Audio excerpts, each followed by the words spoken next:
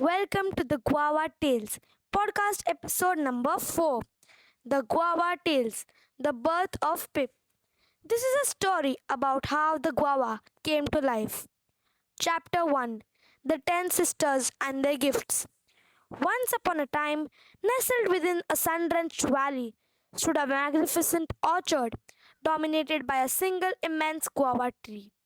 Every July, this ancient tree would yield the most finest, fragrant fruit. It was during this glorious month that a gathering of 10 fairy sisters made the yearly pilgrimage to the valley. While all of 10 were family, the story often centered on a core group of 6, bound by adventure and shared magic. The eldest of 10 was Amelia, a specialist in the subtle art of sorcery. Her most astonishing power allowed her to instantly summon any person to her side simply by uttering their name. Next were the twins, Lily and Rose, who possessed complementary gifts. Whenever a need arose, Rose could instantly produce a sturdy yarn of thread from a small magical bag, while Lily could weave that thread into elaborate colorful pieces of cloth in the blink of an eye. The youngest yet arguable most powerful was Gloria. Her unique gift was the ability to breathe life into any non living thing, granting it the capacity to speak the language of humankind, and in exchange for a magic, a singular wish. Chapter 2. The Misted Path. Normally, the six sisters would challenge their formidable powers by visiting the deeper, more unpredictable paths of the forest. But one day, seeking simple joy, they decided to abandon their usual training for a picnic in their beloved orchard instead.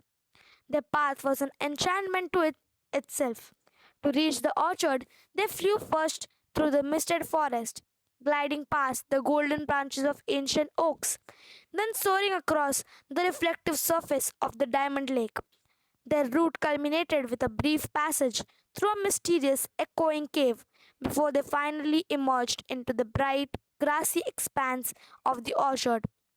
They settled comfortably on the soft, grassy ground beneath the broad, shady canopy of the guava tree, positioning themselves around a small natural wooden drain. Chapter 3. Pip the Guava. As they settled in, one of the sisters plucked a perfect guava and carefully placed the smooth, heavy fruit into the beautiful and soft hand of Fairy Gloria. Gloria's energy immediately surged. Her potent power charged the fruit, and she began the delicate process of granting it sentience. The guava creature immediately came to life. It looked so round, sweet, and utterly cute that Gloria's heart swelled with affection. Overwhelmed by its charm, she impulsively decided to grant the being 3 wishes, far more than the standard one. She officially welcomed him into their world, bestowing upon him the name Pip the Guava. Chapter 4. The First Wish. Pip blinked his tiny seed like eyes, stunned by the colors and sounds of the world. He wobbled slightly in Gloria's palm, still getting used to having a stem for legs. Welcome, Pip, Gloria chirped, gently setting him down on a smooth stone. I am Fairy Gloria, and these are my sisters. Because you're the sweetest creature I've ever brought to life, I've decided to give you 3 wishes instead of just one. They are yours to use as you please. The other fairies gasped with delight. Amelia, Rose, and Lily leaned in, eager to hear what a talking guava would wish for. Pip looked up at the magnificent tree canopy that had been his home just moments ago. He realized that the tree's beautiful heavy fruits only appeared for 1 month a year, making the sisters' annual visits a brief affair. Pip didn't want the joy to end. My first wish, Pip announced in a voice that sounded surprisingly like a tiny, gentle rustle of leaves, is for my beautiful shady tree to always be in bloom. I want its branches to forever hold sweet, fresh fruit so the fairies and all my new friends can visit whenever they like. Gloria smiled widely. It was a wish of generosity, not selfishness. She raised her hands, and a shower of golden, glittering dust rained down from her fingertips and settled over the massive tree.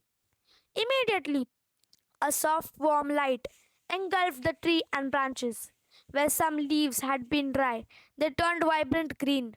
Where small blooms were just fading, they burst back into full, dazzling white flower, and existing guavas shimmered, forever locked in a state of perfect ripe goodness.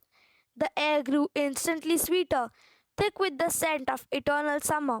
The guava tree was now a continuous source of joy, magic, and fruit. Your wish is granted, Pip, Gloria declared. Chapter 5. The Guava's Most Amazing Wishes. Pip felt a thrill, knowing his simple existence had already brought eternal summer to the orchard. Now he had only two wishes left, and they had to be perfect. He hopped a few times, getting his stem legs steady.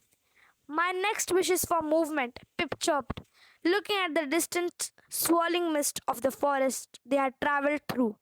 I wish for a small pair of strong, silent wings of my own, so I can fly through the misty forest and visit the diamond lake just like you all do. I want to explore the world I can now speak to. Gloria laughed, clapping her hands. A wish for freedom and adventure. Wonderful! With a flick of her wrist, two delicate, slightly transparent wings, shimmering with the soft colors of a ripe guava skin, sprouted from Pip's sides. They were silent and light. Pip gave a tiny flap and lifted 6 inches off the stone. He zipped around Gloria's head, tasting the freedom of the sky. Pip landed back on the stone, buzzing with excitement. Thank you. That leaves my final wish, he declared, looking around at the gathered, smiling faces of the fairy sisters. He paused, thinking hard about the greatest need he had. He didn't need clothes. Lily's weaving could fix that. He didn't need to summon anyone. Amelia could help. And he certainly didn't need more fruit. The fairies were already magical and kind. My third and final wish, Pip said, his voice softer now, is for the little wooden water drain beside us. It is the heart of this picnic place, but it looks so plain.